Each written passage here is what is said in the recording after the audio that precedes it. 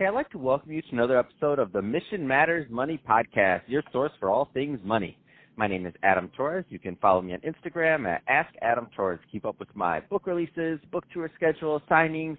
Love to follow you all those things. And as always, if you'd like to apply to become a co-author of one of my upcoming books, just head on over to the website, missionmatters.com, and click on Become an Author to apply.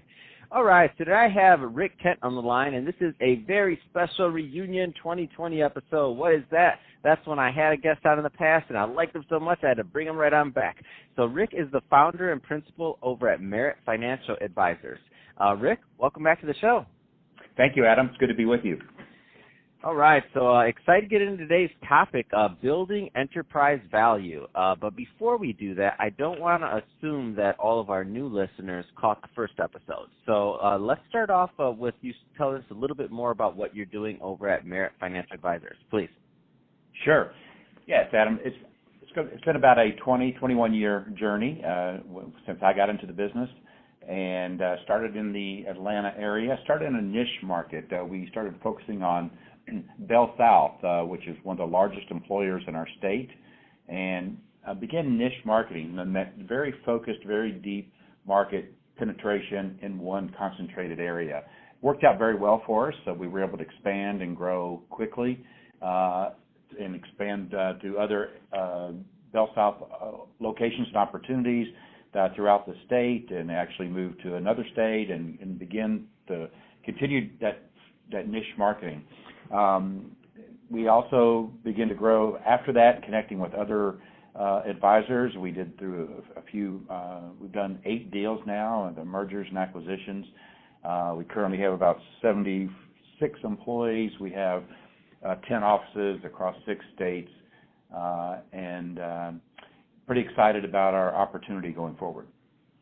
Wow, it's amazing. And so what kind of, so I know where you started, so let's talk a little bit about where you're at now. So what are, because there's a lot of people listening right now, and they're always looking for different resources. What are the right type of clients that really make sense, typically for Merit Financial Advisors? Yeah, I'm going to say, you see so many advisors in our industry focus on the high net worth, and makes sense why. We found there's a lot of opportunity in dealing with the mass affluent. There's, 1, less competition, 2, a very appreciative client, a client that needs help but sometimes are overlooked, and so they're very appreciative when quality advisors give them the time and attention and planning that they need. They're very loyal clients, I will add. Usually you're managing all of their money as opposed to part of their money. So if the right opportunity presented itself, I would encourage more advisors to think about the mass affluent and thinking about building a business with the mass affluent. First of all, there's a lot more of them, right, than the 1 or 2% of the ultra high net worth for sure. There's only so many of them to go around, but there's a lot of opportunity with the mass affluent market. Nice. I love it. So let's switch it up a bit, Rick. I want to get into building enterprise value. So where do you want to start with that one? Well, where I'd like to start with that, Adam, is helping advisors to answer the question, what are you building for the future? Mm. And I often ask advisors, how many of you plan on being in the business in the next 10 or 20 years? And when I'm in a room, and 80 or 90% of the hands go up. 10 or 20 years is a long time, and a lot can be accomplished in that time frame. But I think too many advisors have the mindset that they think about their business as a practice. You hear them use that term all the time. You also hear them use the term, my book of business. Those are interesting terms when I hear that. What does that mean to have a book of business? What does that mean to have a practice? And to me, when I hear the word practice, I think about an individual, an advisor who tries to do everything himself. Meaning he wants to make the decisions, he wants to have the relationships with the clients, and that to me is a practice. Yes, it makes sense, but to me, I've learned in my time in this industry, it's so much more valuable to build an enterprise. An enterprise is a company that can service clients. And your advisors, I believe, are limiting themselves by holding themselves out as the go-to person and that everybody needs to talk to them, they'll soon hit a ceiling of complexity there where they're going to run out of time. And the goal should be from the very beginning to build out a very, very strong team that handles the client base. Then you can scale. And not to mention that what you're building there is tenfold, 10 times, 20 times, 100 times more valuable than any practice that you'll ever build. So I just wished in the beginning that, I did catch on pretty quick, but I wish in the beginning that when I first started in this industry that I realized what I wanted to build and to have an option. Do I want to build a practice or do I want to build an enterprise? And it's a very different path. Yeah, completely different. And something that I remember when I was an advisor, something that I thought about, and before I went off and started my own practice was, I think when you, or my own, in this case, enterprise, the way you're using the word, it's a different company. But I think the other thought process behind this is that really, if you have the ability to be an advisor, when you bring on when you plug into the right type of system, or when you bring on other staff to help to grow the enterprise, I mean, what happens is, you don't, that ceiling that you mentioned, that happens. Whatever your ceiling is, could be 100 clients, could be 200 clients with the right type of, models in place, might be 300 clients, who knows? But you're right, no matter what your bandwidth, no matter how much automation, no matter how many other things you're doing, if you have that mindset to where you have to be the go-to for every single thing, then you're going to hit the ceiling. Doesn't matter how many. Whatever your ceiling is, who knows, but you're going to hit the ceiling. So I love that. So how does somebody, Rick, change their mindset into that building enterprise value mindset as an advisor?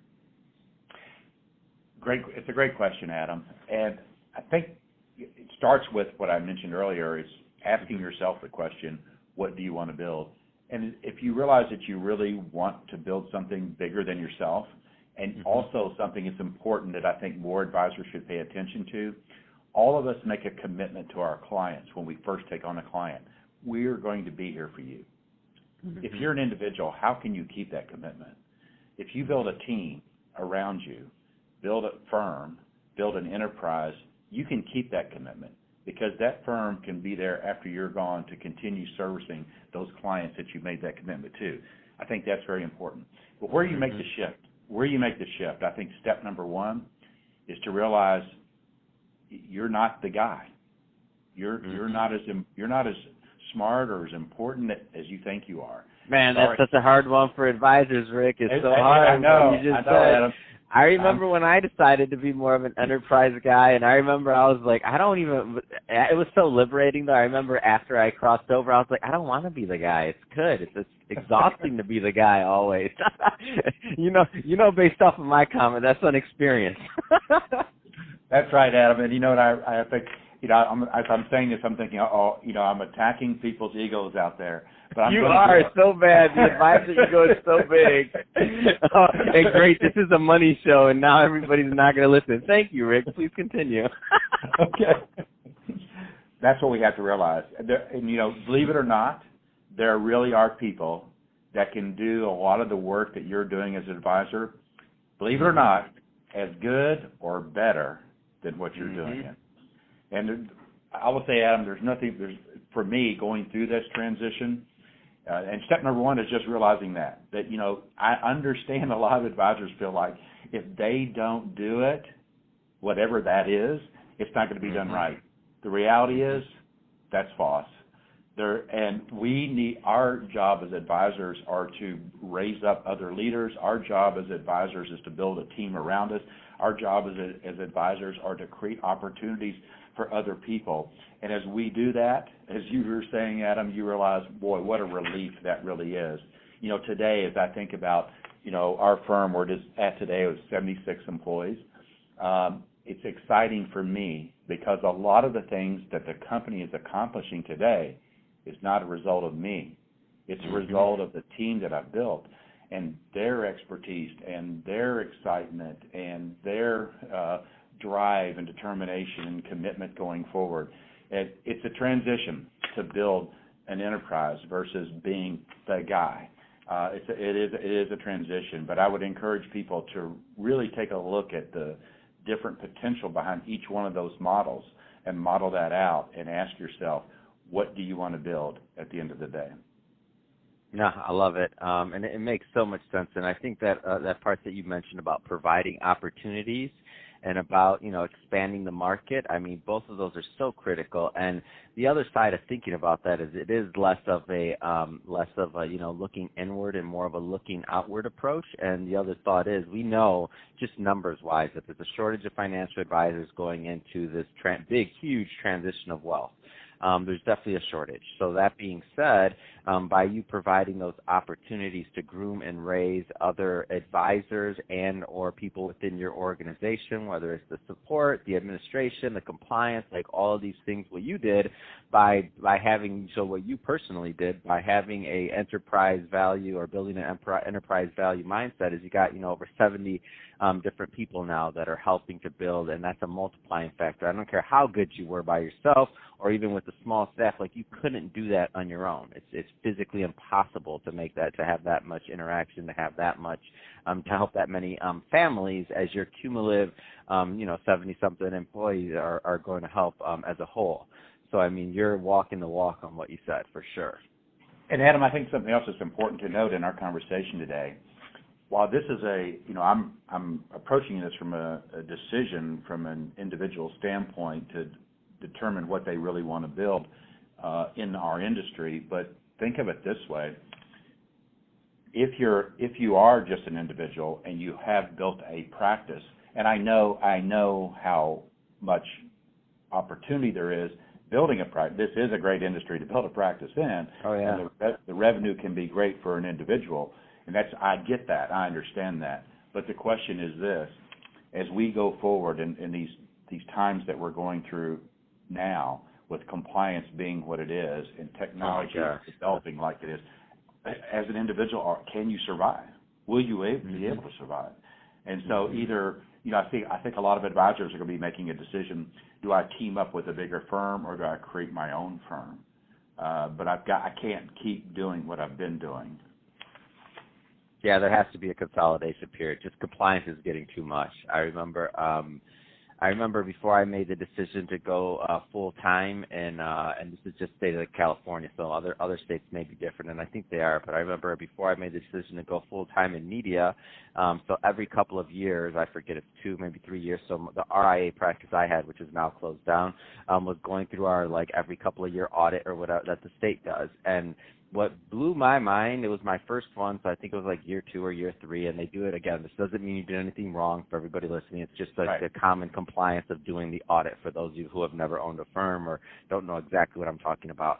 And what blew my mind was that the state of California, as of the recording of this in March 2020, has the same standards and applications for the way they do an audit as they would for a larger firm.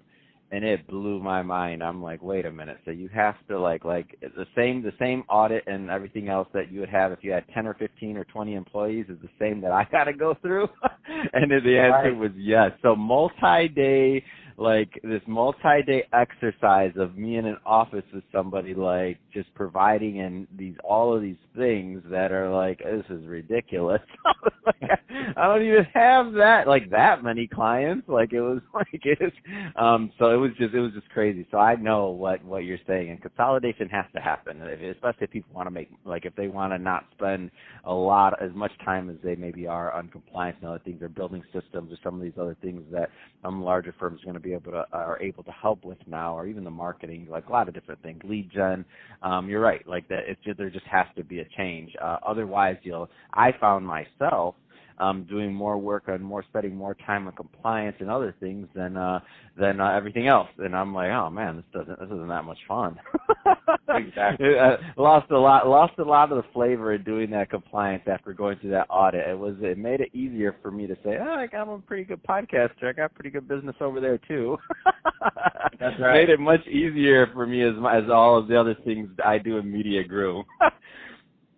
Well, right. Rick, that being said, I could talk to you about this all day long. It's been awesome catching up with you, but we're about out of time. So that being said, if somebody is listening to this, a two-part question. If somebody is listening to this and as a client, they're interested in learning more about Merit Financial Advisors, how do they connect? And if there's an advisor that's interested in learning more about Merit Financial Advisors, how do they connect? Yeah, I think both are just going to our website, meritfinancialadvisors.com, and Merit's MERIT, just one R, one T. So meritfinancialadvisors.com, that will get us connected, and we can find ways to convene after that. Fantastic. Well, hey, Rick, really appreciate you coming back on the show for this reunion 2020 episode. Excited to get you back on in 2021, see what's going on over at Merit Financial Advisors. And to the audience, as always, thank you for tuning in. Hope you got a lot of value out of this. Hope you had a lot of fun listening because we had fun making this for you. If you did, don't forget, subscribe to the podcast, leave me a review on the Apple iTunes Store. If you're watching this on our YouTube channel, Mission Matters Money, definitely leave us a subscribe there, but also leave us some comments on the video. Love to keep the conversation going on there and move the conversation to the YouTube community. And Rick, thanks again for coming back on the show.